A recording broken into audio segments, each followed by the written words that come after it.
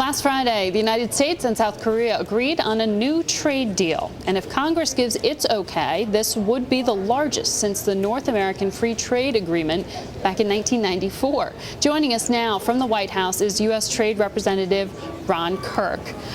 Good morning to you, sir. Congratulations on getting to this point. You know, many of the sticky parts in negotiations were around cars and around cows. You got a reduction on some of the tariffs over time for cars, but on the question of beef, there was a bit of disappointment. Explain what happened.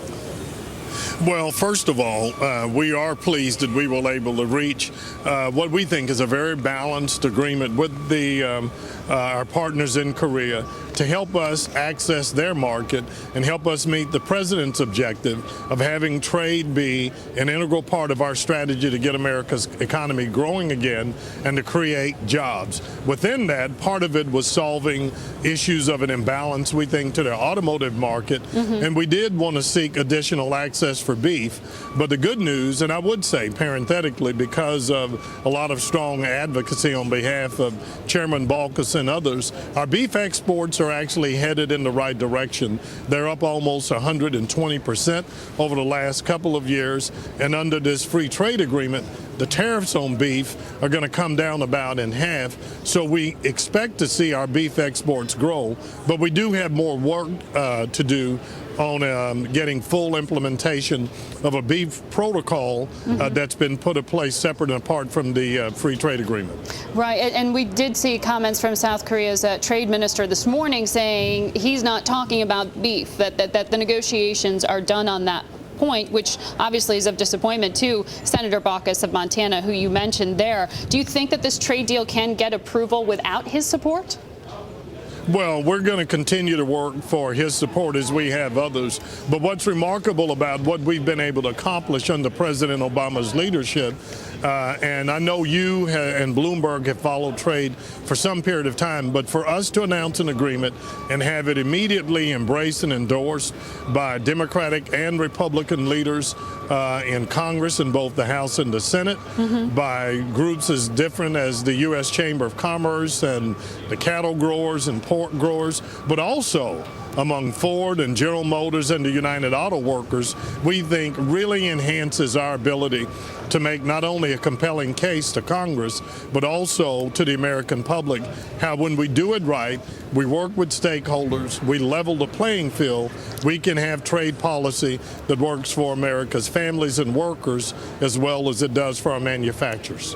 Well, if Ford certainly came out and released a statement, said they liked what they got on the auto front, but there has been criticism that perhaps European automakers are advantaged because their tariff is eliminated over time versus us waiting 5 years for full reduction there. What do you say to that criticism? Well, I'll be honest, Margaret, I don't mean to be flippant, but the last thing I was concerned about was the interests of European auto workers. We were concerned about the growing, frankly, cynicism among the American public that our trade policy can work for us. And what we have worked on from the very beginning of this Obama administration is listening to those on both sides of the debate about our trade policy and committing ourselves to a policy that leveled the playing field, gave us open access to our trade partners' markets around the world, and ensured that all of us had a chance to benefit, not just the big multinationals, but their workers and American families as well. And we think this Korea FTA represents a successful accomplishment of those goals. So talk to me about this broader strategy. The Obama administration has said, you want to double exports within 5 years. Is there a chance that the Korea deal could be bundled with some of those hopes for a deal in Panama and with Colombia and have it be whittled down to a single House vote? Well, I don't know. I mean, I would be honest. And I guess as hard as we have been working on Korea, we've been also working with our partners from Colombia and Panama as well. The president hasn't made any decision about so-called bundling those. I don't know that there's any legal precedent. I will tell you that we're going to fight for every job out there. And whether it's the 70,000 jobs we think can be gained, or at least 70,000 that we will realize through the Korean Free Trade Agreement, or the the 10,000 jobs we might get from Panama and Colombia, we don't intend to leave anything on the table. We'll keep working with Congress and other stakeholders to reap the benefits from those as well at the appropriate time. Lastly, sir, and quickly, I know you're meeting with the Chinese Vice Premier shortly when he's in town. What's at the top of your agenda? Well, there are a number of things, and Secretary of Commerce Gary Locke and I chaired the Joint Commission on Commerce and Trade.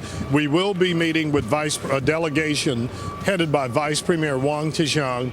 And broadly, Margaret, we'll be working with the Chinese to further their implementation of their commitments when we supported their admission to the WTO. We want them to open up their markets. We want them to adopt stronger rules and regulation and enforcement that protects the intellectual property rights of Americans. We want to make sure our investors have a chance to compete there. And we want China to compete and play by the same rules that we do. So there are a number of elements that we'll discuss within the context of those talks.